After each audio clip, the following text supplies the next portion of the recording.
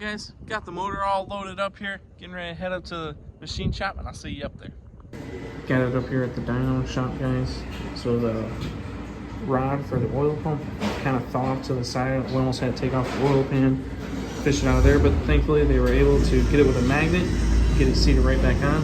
Now we're going to get ready to prime it up. And then the other thing is, on the other side, there's a little water leak right here. So when we get done, if it doesn't seal up, we'll have to take the timing cover back off and put some RTV on there. Yeah. Ready?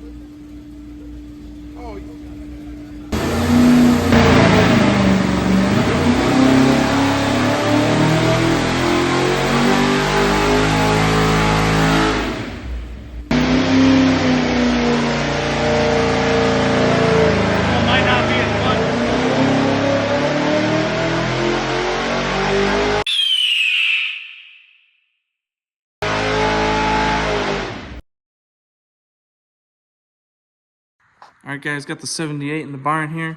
Got the motor back from the dyno shop. Things stayed together. Must have done something right.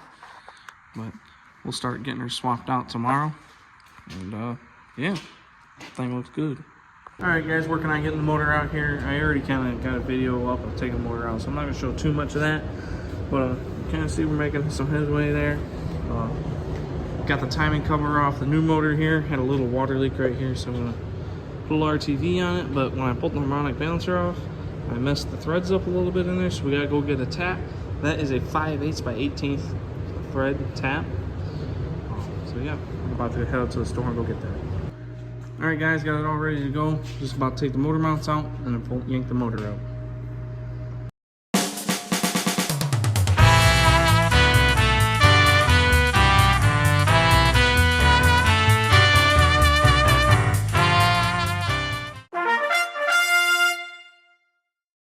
So when you're using these big style valve covers to clear your valves on a dead side truck with AC, you run into problems of hitting the AC box there. So I got that all cut out to where it would fit, and then I had to cut into that and across right there so that that would bend up to be able to get it in there over the rocker arm. And then on this side, what you have to do is you have to take out those two bolts right there for your brake booster and loosen the two on the other side so that you can get the valve cover over the valve and onto the head. But it does fit after you do all that.